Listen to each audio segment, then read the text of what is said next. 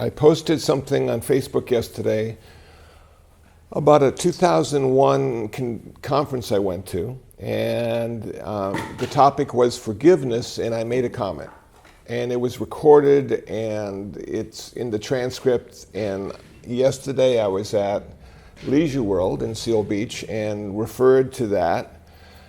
And so I found it and I posted it, and one of the comments on the post was, well, it's relevant but not profound.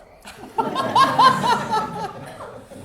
I thought to myself, yeah, that's the story of my life. You know? So I'm going to start off with a joke that I used last time, but for those who weren't here last time, it'll be the first time. And for those who were here, you've probably forgotten. They fired a Los Angeles coroner because he kept writing on the death certificate, the cause of death was birth. Which is fairly profound. And I'm involved with the Oral History Library at UCLA. We're doing a series of interviews. We've done 3 so far, 4.5 hours of talking, and we got a couple more hours to go. And one of the things I spoke of was in 1977. 1977, I was 28 years old, and I woke up one morning, and I realized I was going to die. It was just a profound morning for me that changed the direction and urgency of my life. And I didn't know what to call it other than, wow, this is really something. That day, I quit smoking. After 14 years and 2 packs a day, that day I quit smoking. A week later, I joined the gym for the first time and started working out and taking protein shakes, which didn't taste very good, but I felt like if Arnold could do it, I could do it.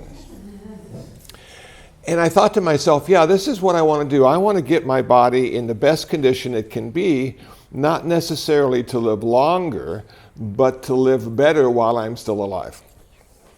So longevity wasn't in the plan. And then, after about a year or so into that, I started to meditate. So I found my way to the International Buddhist Meditation Center in 1979. So it was a couple years after my epiphany. Now, in the Pali language, the canonical language of early Buddhism, they have a word for what I went through. And I found it yesterday.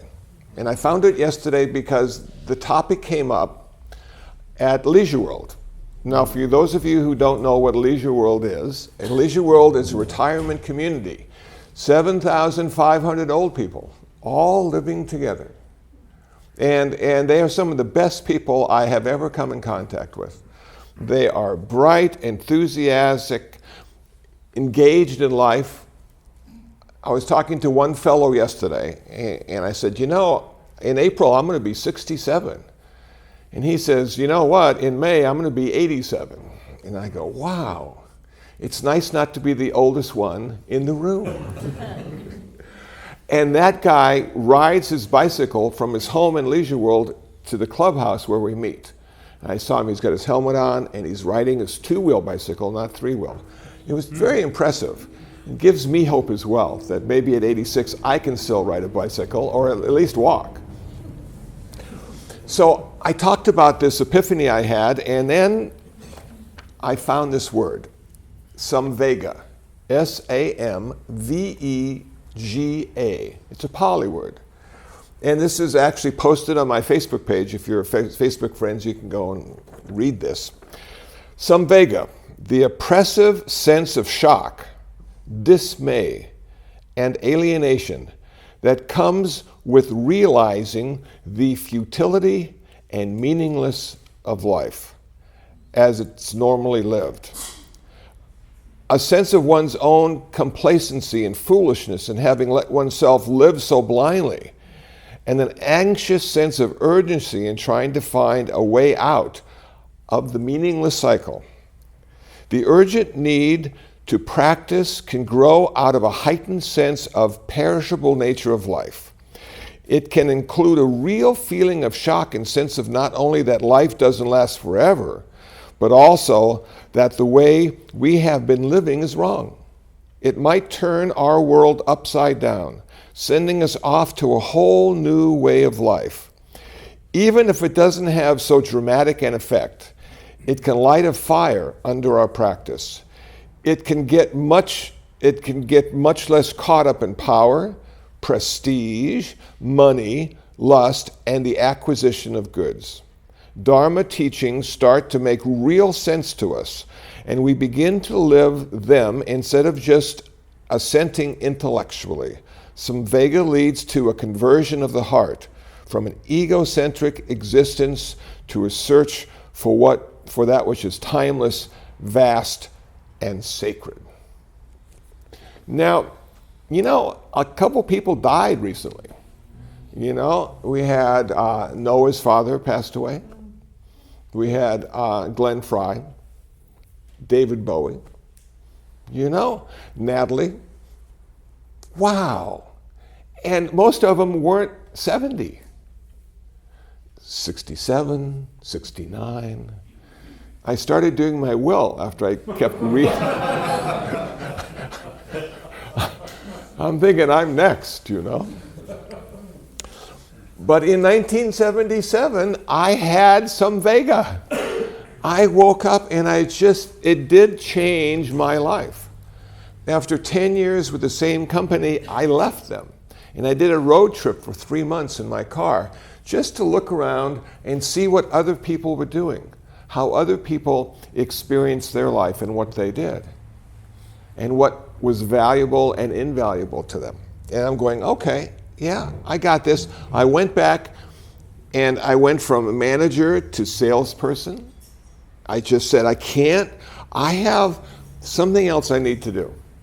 And I wasn't sure exactly what it was or how I was going to do it, but there was something else. In 1979, I ended up at International Buddhist Meditation Center, and I was learning how to meditate, and I was learning the Dharma. And the Dharma spoke to me so clearly, and I think because of this experience in 1977, I was ready to hear it. I could never hear Christianity. Philosophy didn't mean a whole much to me. I did like folk music, though. And then I'm listening to this Dharma, and they say, life is ultimately unsatisfactory. And birth is the cause of your death. And if you're religious Buddhist, you realize you've been reborn many, many times and gone through the whole cycle of birth, sickness, old age, and death. So I'm reading the Four Noble Truths. I'm going, yeah, of course. It couldn't be any different. I'm reading the Eightfold Path. I find out what I need to do. In 1994, decided to take ordination. So talk about life-changing event. Talk about changing the direction that you were going in. And not even really knowing why, other than it seemed senseless to continue what you were doing because it didn't lead to anything. It didn't lead to anything. So, ordination, novice monk, fully ordained monk, community service, traveling to conferences, speaking and sharing my understanding of the Dharma. Relevant, but not profound. And having my life just unfold in such a magical way. Nothing in my life led me to believe that's how it would go, or that was the direction it would go in. And I'm thinking to myself, wow, how lucky am I to have so much to do and not really know why I'm doing it, other than it makes sense. And it seems to be helpful to people who are suffering. So, death. This is a big one. This is one we're all going to have to experience sooner or later. But it's not going to be easy, We might get lucky and have a car accident on the 405. And then we're gone. No suffering, except for the steering wheel in your chest. You know, they cover you up so other people can't see death on the freeway, you know, and then they put you in this ambulance that has very small windows you can't see through because nobody wants to know about this stuff. And in Buddhism, we talk about it endlessly. It's something that we just look at as being important. Death is our co-pilot. Death allows us to appreciate the life we still have and engage with urgency because none of us knows how long it's going to be until we're not here any longer in this form. We will transition into the next form and transition into the next form. So there are 5 reflections that are so important. We should do them every day. It will change our life in a very positive way, and it will enlighten us ultimately. Number 1, first reflection. I am of the nature to grow old. I cannot avoid aging. So, how does it feel to age? It doesn't feel good at all. You know, there are physical and psychological repercussions because you're just getting older. Now, sometimes, you know, food doesn't taste as good because the sense of taste diminishes with age. Your eyes just aren't quite as good, and you go from single vision to bifocal to trifocal. Sometimes you can't hear stuff as well as you used to. So they have hearing aids. But to be honest with you, where I live, which is right down the street, there's a lot of stuff I don't want to hear. So it's sort of working out okay. Then we have the cosmetic problems with aging. That we start to get wrinkled and our hair starts to turn color and it starts to fall out. And if we're lucky enough to have a whole lot of money, we sort of try to prevent that as long as we can. And we have something called a pillow face. I know you've seen them. Their faces are twice as big as they're supposed to be because they're injected with fatty tissue. And they're just huge heads on the small body. And I'm just thinking, wow, is that desirable? Is that attractive? And then every man I know over 40 has jet black hair. And I'm thinking, wow, evolution going in the wrong direction. They're getting younger, not older. And so we try, but when we come to a place of acceptance with who we are, other people come to a place of acceptance with who we are. So aging should be, I'm thinking, a new journey. A challenging journey nonetheless, but a new journey. That our priorities are going to change. We will not do things that were really important to us at 20, and we'll start to do things that we never thought about before. Perhaps being kind, you know, or being patient with all those young people who have to get someplace and do something, and the old people have no place to go and nothing to do. So they can just wait at the back of the line. It's fine, you know. So aging is a challenge, and it's the first thing we're going to do after we're young. And I posted something yesterday that Pablo Picasso said, it takes many years to be young. It takes many years to be young. So we, in some cases, become younger as we get older. The Dylan song, I was older then, I'm younger than that now. When I was 20, I was very mature. And I knew a lot of stuff. And I felt confident that the stuff I knew was correct. And now I know far less stuff. And it's always in question because I'm on Facebook and they challenge me. Did you vet this? Did you fact check it? Are you sure what you're saying is the truth? Well, I saw it on Fox. It has to be.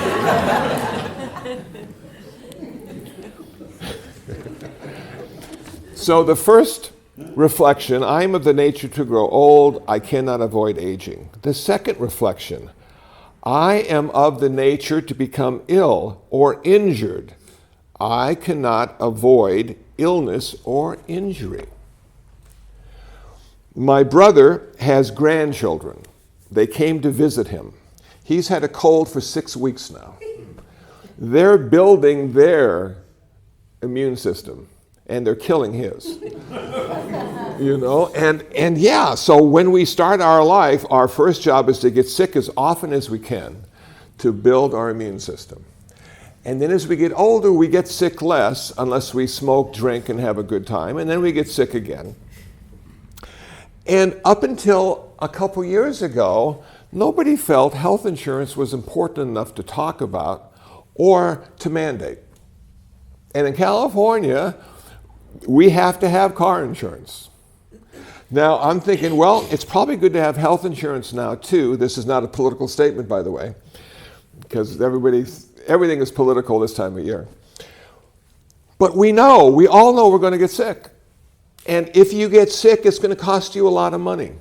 And you may not have the money. Case in point, a couple years ago, little Leo the cat was being bathed by me because he was a stinky, dirty little cat. And he had found his way to IBMC, and I started to feed him, but I just couldn't stand the fact that he was so dirty and filthy. So I was giving him a bath, and he bit me. And it wasn't his fault. He didn't want a bath. He was fine with the way he was. I wasn't.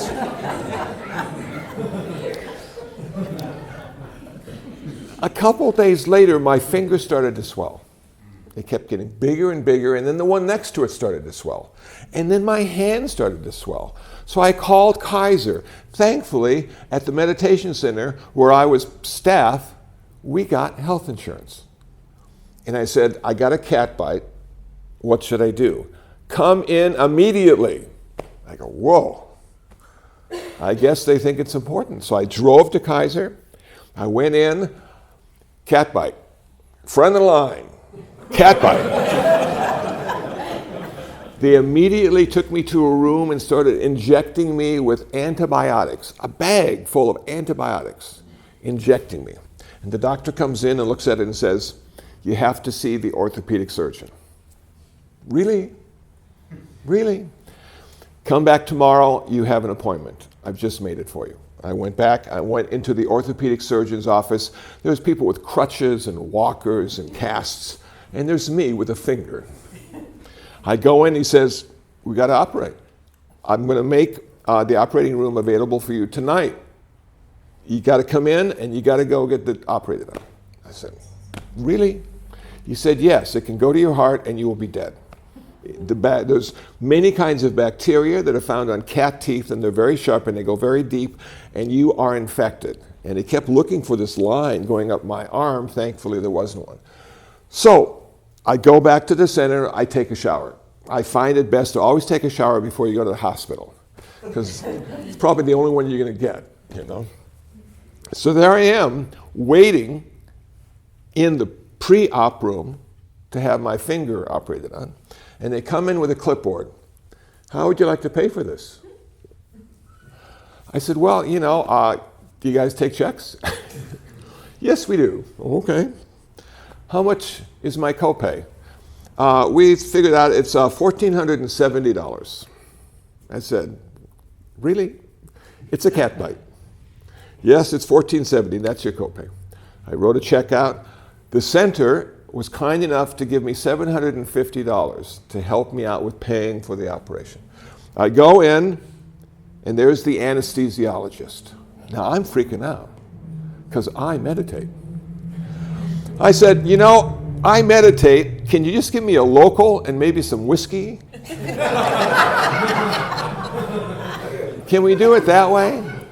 Because I had heard horrific stories about people going under and losing half their brain activity. And they come out of their vegetables. And I've been working at meditation for years now, fine-tuning, clarity, kindness. It's all there. I don't want to lose any of it. He says, okay, well, we'll just give you enough to put you under. We won't overdo it this time. So I go in, and I'm naked except for the gown, and I got my finger extended off the table. And then I wake up, and I'm in the post-op room, and I start doing multiplication tables. just to make sure it's still working.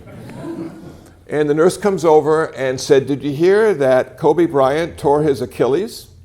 I said, yeah. She's testing me too. She wants to know. So I came through it okay. I got the final bill that I didn't have to pay except for the $1,400. The final bill for the cat bite and operation and 3 days in the hospital, $20,000. I didn't kill little Leo. In fact, I loved him even more because he taught me a really good lesson. Don't wash cats.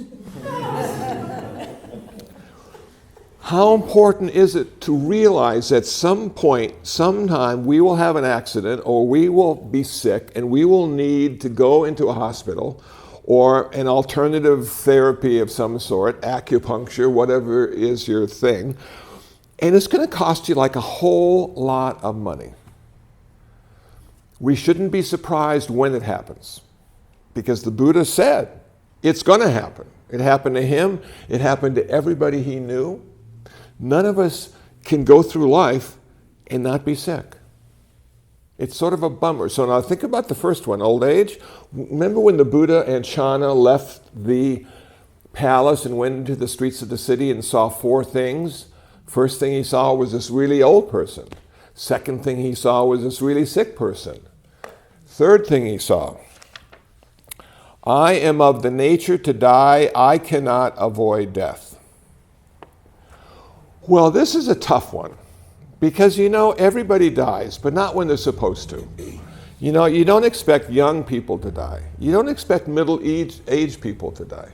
You don't expect people in their 60s to die, now that I'm 60. You don't expect old people to die because they're not old enough yet to die. And the older you get, the more you realize they're not old enough yet to die. And yet they keep dying. And they keep dying. And we have 7 billion people right now on this planet Earth, and in 100 years from now, they will all be dead. Now that's a lot of people dying. I have a friend named Mary. She works in a hospice in Northern California. I was talking to her on the phone a couple years ago, and she told me in one day she lost 5 of her hospice patients. They all died. And I thought to myself, well, they're in hospice. It's not so unusual that 5 people would die, I said to myself. But she said it was a miracle. And I said, miracle? What kind of miracle could there be with 5 people dying? She said not one of them thought today was the day.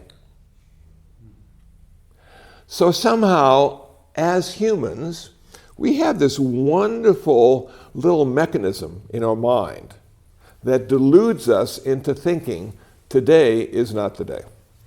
And when I got up this morning, it wasn't the day. I had too much stuff to do. I had cats to feed. I had a koi pond to clean. I had to prepare for my talk. I had to get on Vermont, which is just crowded crazily today. I don't know where everybody's going. And then I had to be here, and I had to, so it wasn't a good day to die. I just had like a lot of stuff to do.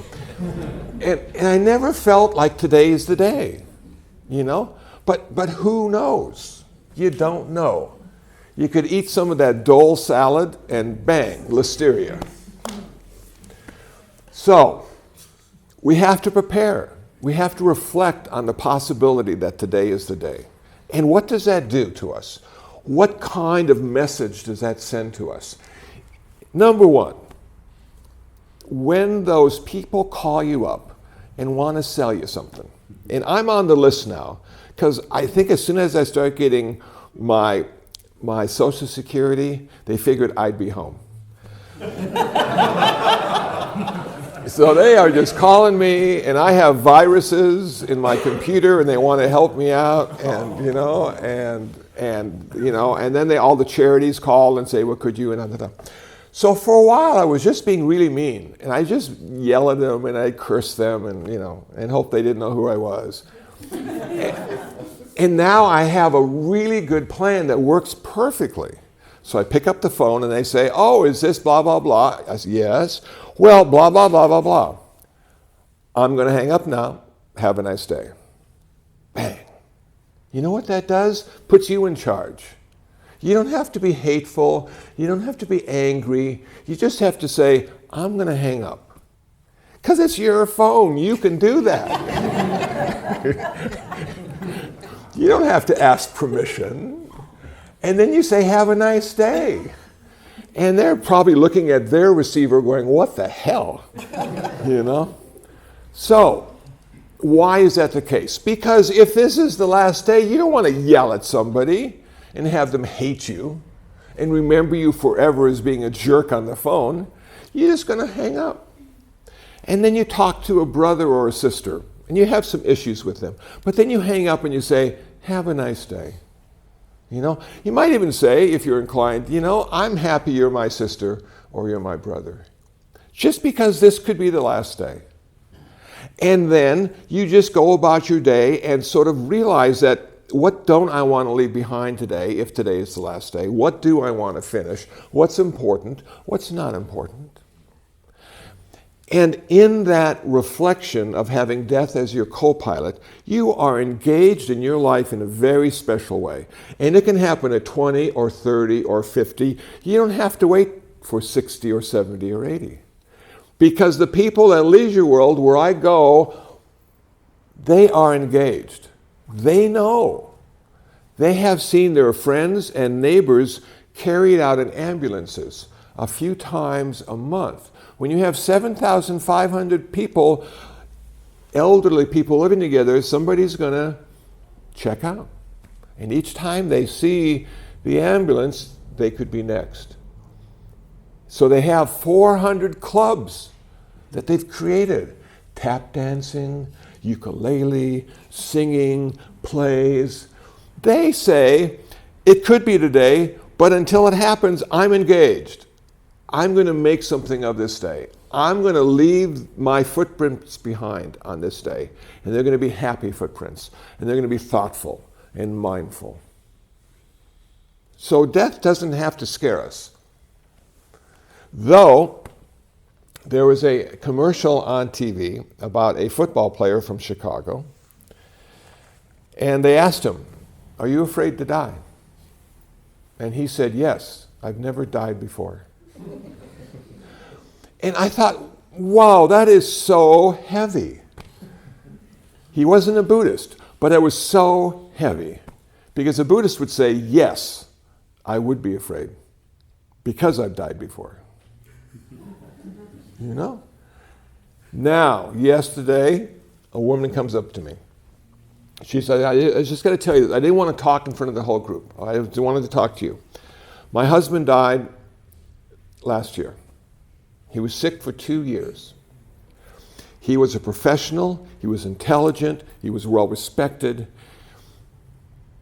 And at the end of his life, they were talking to him like a baby. That death came in and took everything away from him. They took health, death took health, possessions, and ultimately his dignity. And she said, I don't want that to happen to me. I couldn't stand it if it happened to me. How do we prepare to die if that's the case? If this thing called death comes in and starts to take everything away from us, everything we've loved and held on to, everything we've thought made us up, our possessions, our place in society, our car, whatever it is, how do we prepare for that as a Buddhist? Well, the first thing we do, it seems to me, is we start to practice renunciation. We start to give a few things up along the way. And why is that? Because death is going to take everything at one time. Horrendous. Take it all at once. So why not help death out a little bit by starting to give up our stuff? You know, and it could be just, I've got, 100 CDs. Maybe I can donate them and other people can enjoy the CDs that I've enjoyed over my lifetime. Or I have a tie that I haven't worn in 40 years. Why do I have a tie that I haven't worn in 40 years? Maybe I could just give that away too. And you just start giving away the stuff that, first of all, that you haven't used in 2 years or 3. And then you look at the value of the stuff. What's valuable and what's not valuable. What's meaningful now in my life that used to be before but has lost its meaningfulness or value. And my grandfather, who was not a Buddhist, who was not a very spiritual person, he really did it in the right way. When he and my grandmother had my mother and my uncle, they had a 2-story house on Maryland in Milwaukee, Wisconsin. Beautiful, right across from a university. It was plush, they had grass that I had to mow occasionally. And it was real nice. And as they got older, that second floor became out of bounds. They just couldn't make it upstairs anymore, so they sold that house, and then they went to a 1-story house in Whitefish Bay, which is a beautiful part connected to Milwaukee. And they were there. And then my grandmother had a stroke, and then she went into assisted care. And then eventually he got old, and he went into assisted care. And they sold the house, and they gave all the stuff away in the house. And when my grandfather died, he had 1 lamp and 1 chair, and a Playboy in the drawer. But he was old school, and that's what he was. And you just go, wow, what a great lesson that is. That none of the stuff we have at 20 or 30 or 40 or 50 will help us in death. None of it. All the friends we've made, all the relatives we have cannot do one thing for us. They cannot do one thing for us when it's time for us to go. That's how final death can be in a relative reality on earth. It just rips everything apart. So renunciation is a way of practicing to die at the physical level. How do we practice to die at the mental level? Well, after giving great thought to my own demise, I said, what part of me doesn't want to die? Is it my left foot? Is that what's fearful of death? Is it my right hand? How about my knee or my elbow joint? What part of me doesn't want to die? And I realized none of those parts even knew they were alive, let alone going to die.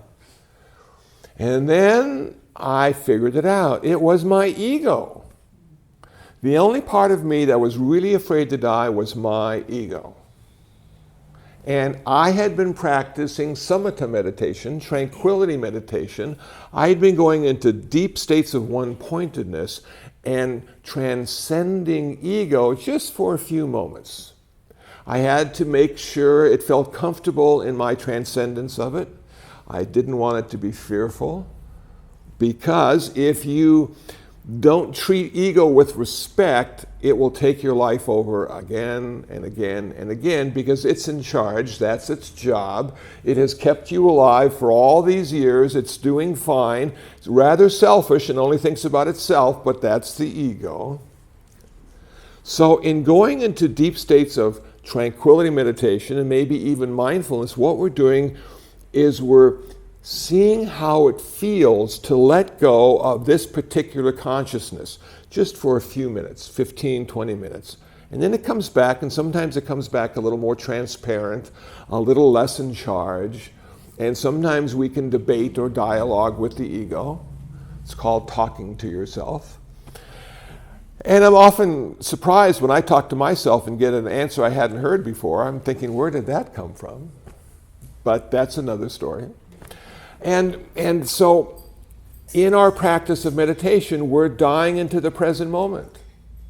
If you're good enough to practice even once a day, you have one day of death practice, and then another day of death practice. And then you go on a weekend retreat, and you have a whole weekend practicing to die into the present moment. And you realize how painful it may be to die. Because if you've been on a 3-day retreat, it is a painful experience. Your knees hurt, your back hurts, you're agitated, your mind thinks of all sorts of things it could be doing other than the retreat. And is that going to be similar to what's going to happen to us as we're in the hospice or the bed or in the car on the 405? Is that all those things going to manifest for us? Are we going to be able to simply observe it and not personalize it and not make it ours?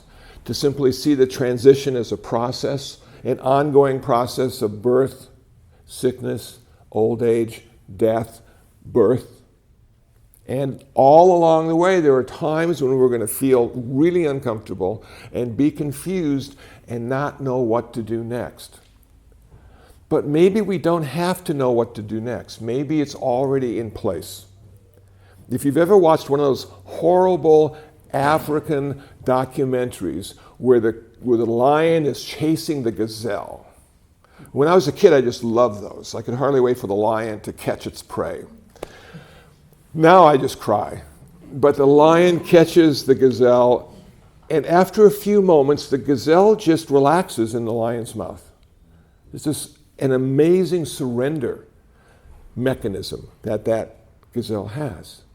It realizes the only way to get through this death process is to relax into it.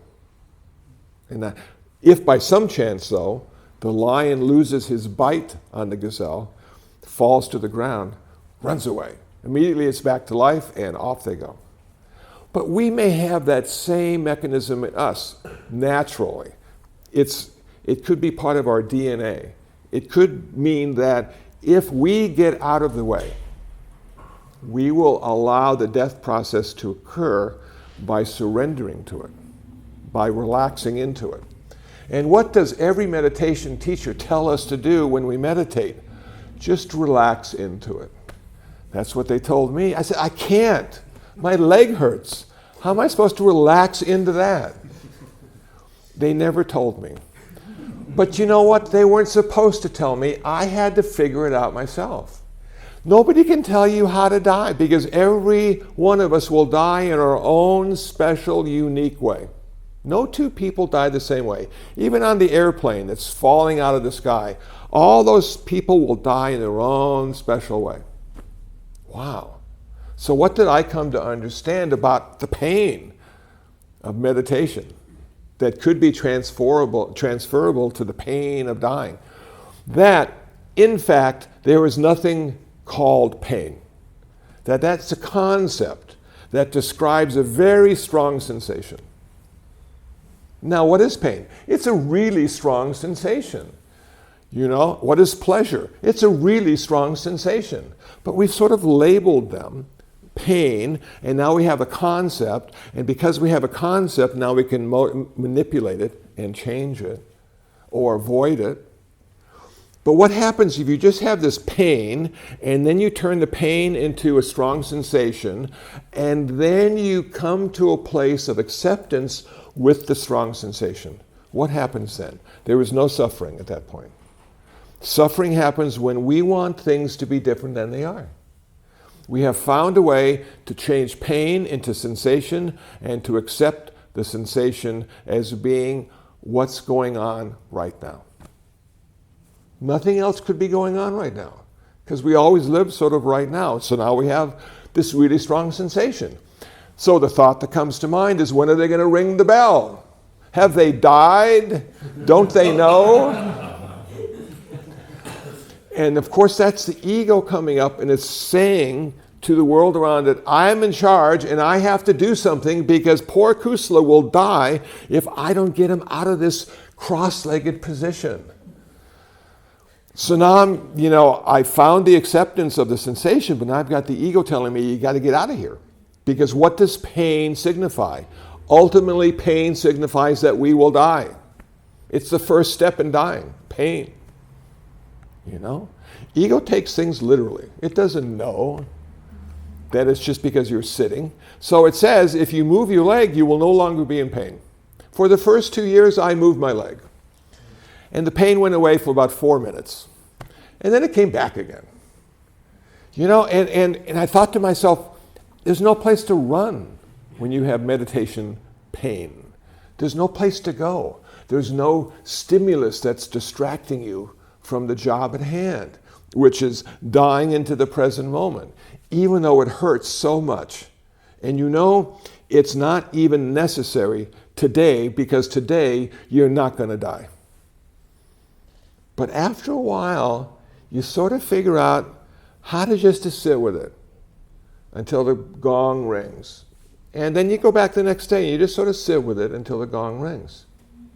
So I'm thinking, if you do it enough times, that this is practice, and you will be in that hospice, and you'll just, until the gong rings. And the gong will be the flat line on your monitor. And you go, whoa, So what do we take with us when we die?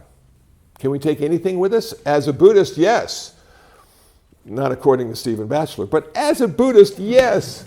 We can take something with us. There's only one thing that ever goes with us. In each lifetime, there's one thing that goes with us, and that is our karma. That's the only thing we have. We're lying in the grave, we got a skeleton, and we got karma. That's it. Those really cool golf clubs, that new ukulele, that car you just got, not going to go with you. But your karma is with you time and time again. Lifetime after lifetime, it just follows you like a shadow. But see, we can do something about our karma. We can't do anything about the consequences generally, but we can do something about the karma. If we think, speak, and act in a skillful way, we are creating wholesome karma that will allow us to have perhaps a better rebirth than we did before. And some of the rebirths could go right into the heaven realm, and I know secular Buddhists aren't really into heaven, but I tell you what, seeing as we all have to die, it's not a bad concept. You know, it might be a pleasant thing to think about as the flatline begins. You know, just, I'm going to go to heaven. I have a friend who's teaching at Palos Verdes High School. And he's in his 70s and he's teaching part-time. And I was giving a talk in one of his classes and he said, I figured it out. I figured it out? I said, oh, what? Where I need to go after I die. And I said, okay, where do you need to go after you die? He said, the Fremont Hotel. And I was a little surprised he said the Fremont Hotel. And I said, why do you need to go there after you die? He said, because when I was young, we always met our friends and relatives in the lobby of the Fremont Hotel. And it was wonderful. And I know all of them who have passed away are going to be there waiting for me. And I thought to myself, what a wonderful thought to have. Whether you buy into it or not, it's such a pleasant way to check out. You got someplace to go, Fremont Hotel. If you're a secular Buddhist, you have someplace to go as well. You have the cryogenics lab until they find a cure for whatever killed you. You know, and you'll just be frozen for a couple centuries, and then they'll figure it out, and then they'll bring you back to life. Great, and then you'll be frozen again when you die the next time.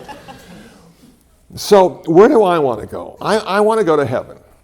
I don't necessarily want to come back as a human being right away because it's really hard to be a human being. And there's a lot of struggle and people are always suffering no matter what you do or what you say, and yourself included. And I just want like 100,000 lifetimes to be in heaven. Just kicking back, enjoying, you know, the consciousness and not the body anymore. And then I'll come back. Because in Buddhism, everything is temporary. And just because you're in heaven doesn't mean you will stay there forever and ever and ever. So some people want to come back as a human. They take a vow to come back as a human being. It's called the Bodhisattva vow. That they will come back time and time again until all sentient beings have ended their suffering. Wow, now that's a big vow, because that's going to be forever. You know, we've had Buddhism on earth now for 2,600 years. Are there less people suffering or more? You know, you just look at this and you go, wow, to take a vow to do that. We also have the opportunity of achieving nirvana in this very lifetime. It could be right now. We achieve nirvana not by getting it, not by going someplace, but realizing it's already there. We simply wake up to the fact that we're there. It would be the same thing as sitting here today and wanting to be in Los Angeles. And knowing one day you will be. And then the person sitting next to you says, you already are. Ooh. So we have a lot of options with our death as a Buddhist. We have 30 heavens and 30 hells. We have nirvana. We have a lot of things and a lot of places to go, which may make the journey more important in our life because what we do in life determines our afterlife. We don't have grace We don't have forgiveness. We don't have a divine being who will say, it's okay, you can go to heaven. We'd have none of those things. It's always been up to us, according to the Theravada tradition, which requires us to do the work necessary to get to that afterlife place we want to go to. Okay, number 4, all that is mine, dear and delightful, will change and vanish. That's why renunciation is so important. It's going to be taken away anyway. Why not help it along? Impermanence. It's such a powerful force in everybody's life. Nothing stays the same twice. Every time I give a presentation, every time I go someplace, it's always the first time. And therefore, I'm always the first time manifesting in that way. I hope it's going to be okay. I hope I seem more like I used to be than I will be, so people feel comfortable that I'm showing up and not an imposter is there. But you know what? It's always the first time. And what does that do for us? That makes our life special and magical every day. Because this is the first time we have lived our life. We should be looking at it with big eyes and marveling at its complexity and the possibilities. But we just say, it's another day, I got to go to the store, I got to go to work, I got to get an oil change. I've done it 1,000 times before. You know? I am the owner of my actions. I am born of my actions. I am related to my actions. I am supported by my actions.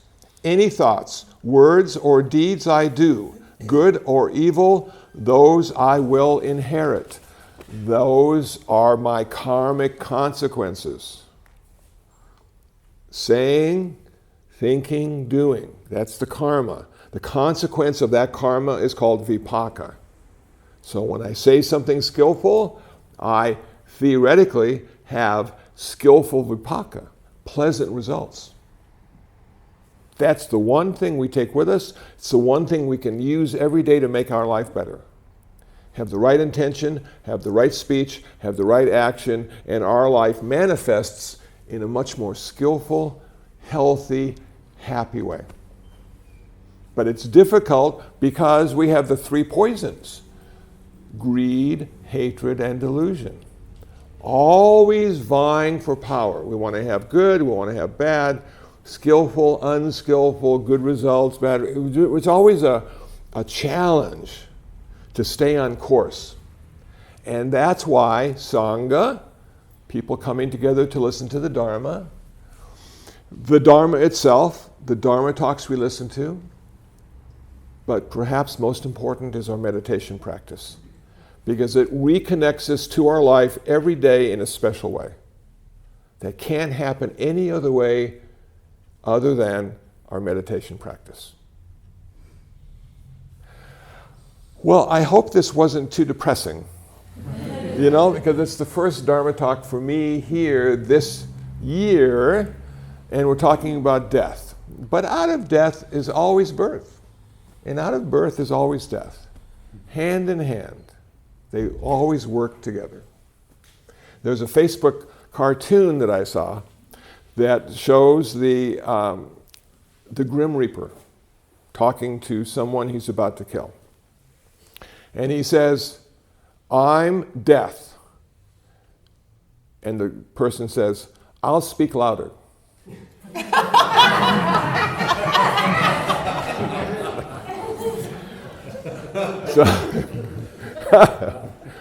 So, death, life, happiness, sadness, fame, blame, all those relative 2 sides of the coin. Make this a joyful and interesting journey that we're all on, the journey of our life. I'd like to end with a loving kindness meditation, so we all go back out into that world with the right mindset.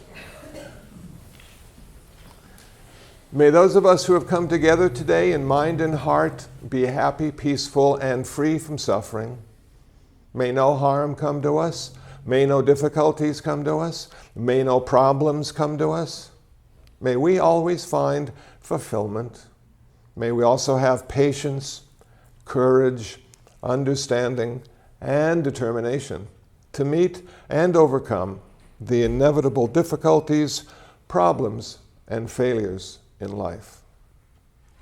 May our parents, our partners, our pets, our brothers and sisters, our friends and relatives, all the people we don't know, all the people we don't like, may they too be happy, peaceful, and free from suffering. May no harm come to them. May no difficulties come to them. May no problems come to them. May they always find fulfillment.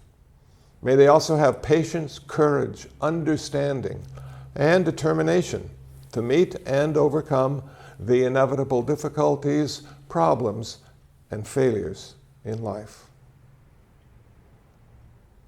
May the suffering ones be suffering-free. The fear-struck fearless be. May the grieving shed all grief. May the sick find health relief.